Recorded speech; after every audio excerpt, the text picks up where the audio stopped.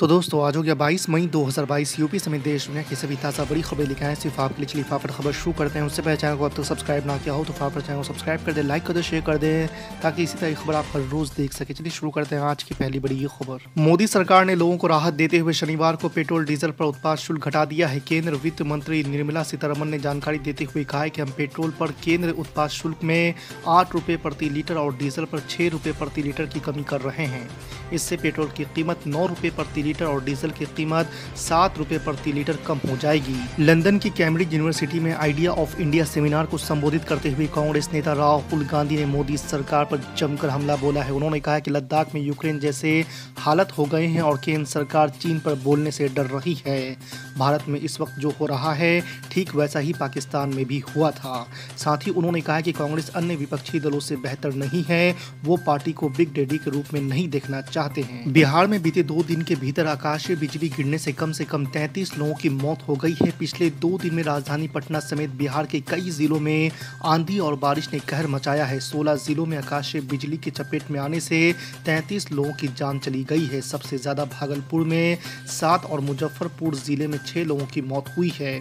वहीं बिहार के मुख्यमंत्री नीतीश कुमार ने मृतकों को परिवारों को 4 लाख रुपए आर्थिक सहायता देने की घोषणा की है। एनसीपी नेता शरद पवार ने शनिवार को कहा है कि देश में महंगाई, बेरोजगारी और सांप्रदायिक तनाव जैसे मुद्दों को दरकिनार कर ज्ञानवापी मस्जिद का मुद्दा उठाया जा रहा है।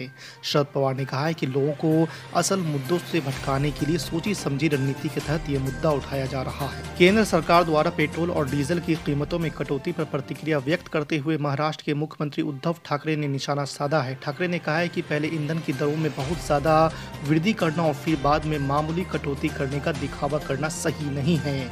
उद्धव ठाकरे ने कहा कि केंद्र द्वारा कटौती को और कम करा जाए। आपको बता दें कि उद्धव ठाकरे ने कहा कि केंद्र सरकार ने 2 महीने पहले पेट्रोल पर उत्पाद शुल्क 18.42 रुपए प्रति लीटर की बढ़ोतरी की थी और आज इसे 8 रुपए कम कर दिया है। समाजवादी पार्टी के नेता आजम खान 27 महीने बाद 20 मई को उत्तर प्रदेश की सीतापुर जेल से जमानत पर बाहर आए। मीडिया से खास बातचीत में आजम खान ने कई मुद्दों पर बात की। आजम खान सपा प्रमुख अखिलेश यादव से नाराजगी को लेकर कहा है कि मैं कोई हार्दिक पटेल नहीं हूं। आजम खान का ये बयान अखिलेश यादव का जेल न पहुंचने को लेकर आया है। उत्तर प्रदेश में एक बार फिर मदरसों को मान्यता देने की तैयारी हो रही है। सिर्फ मान्यता ही नहीं दी जाएगी बल्कि इन मदरसों में शिक्षकों के खाली पड़े पदों पर भर्तियां भी की जाएगी। आपको बता दें कि उत्तर प्रदेश मदरसा शिक्षा बोर्ड ने इस बारे में निर्णय ले लिया है। राज्य में वर्ष 2016 से किसी भी नए मदरसे को मान्यता नहीं दी गई है। भारतीय सेना में 2.5 साल से जवानों की भर्तियां बंद है। कोरोना महामारी शुरू होने से पूर्व वर्ष 2019-20 के दौरान सेना में 80,000 से ज्यादा जवान भर्ती हुए थे, लेकिन उसके बाद से भर्तियां नहीं हुई। सूत्रों का मानना है कि यदि भर्ती नहीं खुलती है तो इस साल के आखिर तक जवानों के रिक्त पदों की संख्या 2 लाख तक पहुंच सकती है। सूत्रों ने बताया है कि 60 से 65,000 जवान हर साल सेवानिवृत्त होते हैं, जिनकी भरपाई के लिए हर साल इतनी ही भर्तियां जरूरी है। रॉन्ग है, रॉन्ग है। अरे आपको कानून नहीं मालूम। 91 का एक्ट उसकी इजाजत नहीं देता है। 91 का एक्ट उसकी इजाजत देता ही नहीं है। नहीं, डिटेल्स आपको पता करना है मैडम तो 91 एक्ट को पढ़ लीजिए। डिटेल्स आपको पता करना है तो पैराग्राफ 84 बाबरी मस्जिद का जजमेंट पढ़ लीजिए, वो डिटेल्स हैं। बाकी सब आपके दिमाग की इमेजिनेशन है जिस पर आप अपना वक्त जाय कर रहे हैं और मेरा भी वक्त जाय कर रहा है। नहीं, वो सब वो बोले करे नहीं। आप मेरे को ऑर्डर में बताओ, ऑर्डर में लिखा कुछ? आपको बोल दिया आपके स्टूडियो में बैठकर ज्ञान दे रहा, आपको हिमाकत कर रहा है। अलिफ का नाम भाला नहीं आता, थम्स अप है वो। कम से कम जब सुप्रीम कोर्ट ने कह दिया कि रिपोर्ट को लीक होना नहीं चाहिए, आज सुनिए, नहीं आप कम से कम उसको तो फॉलो करो। नहीं वो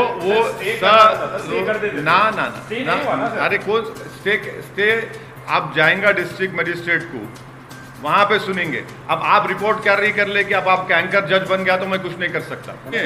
सुनिए, मेरी राय ये है कि वो रिपोर्ट कोर्ट में पेश ही नहीं हुई और जिसको सर्वे कमिश्नर बनाया गया था उसको हटा दिया गया। वो बेचारे को तकलीफ हो गई, पेट में दर्द हो गया तो उसने अपना गुस्सा किसी और पे निकालने के लिए आप लोगों को अपना मित्र समझकर दे दिया और आप लोग माशाल्लाह उसके दोस्त निकले।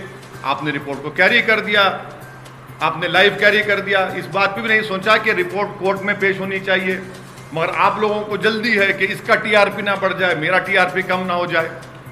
फाउंटेन 500 साल से है प्यारे, हाँ, फाउंटेन सुनिए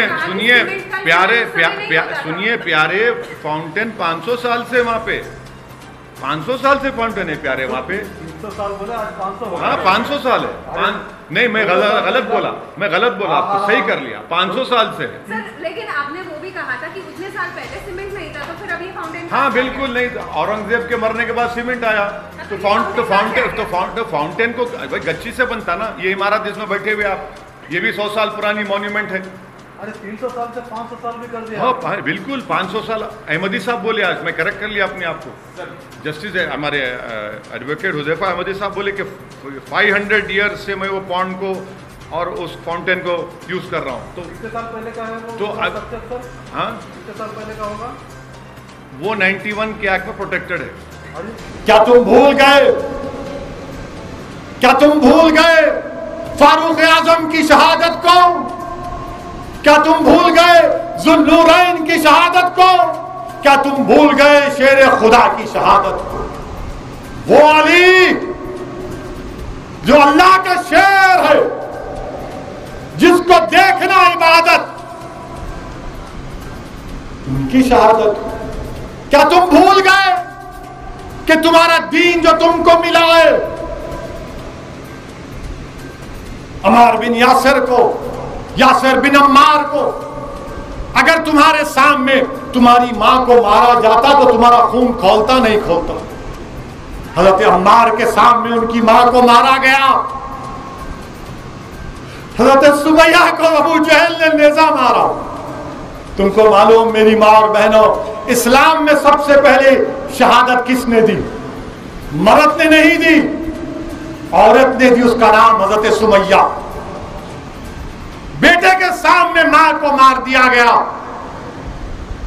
हजरत अम्मार को आग से जलाया जा रहा था, आका सामने से गए, रहमतुल्लाह अलमीन ने उनके सर पर हाथ रखकर कहा, या अल्लाह, जैसे इब्राहिम पर आग ठंडी हुई उस तरह इस पर भी ठंडी हो जा। उसके बाद से आग से अजाब देने की कोशिश की गई, उनको अजाब नहीं मिलता। वो अपना कपड़ा उठाकर दिखाते, अपनी पीठ पर दाग थे, दाग आग के। क्या तुम इमाम हुसैन की शहादत भूल गए? क्या तुम करबला भूल गए? क्या तुम अहले बैत की कुर्बानी को भूल गए? क्या तुम अली अकबर अली असगर की कुर्बानी को भूल गए? क्या तुम मुस्लिम बिन अकील की कुर्बानी को भूल गए?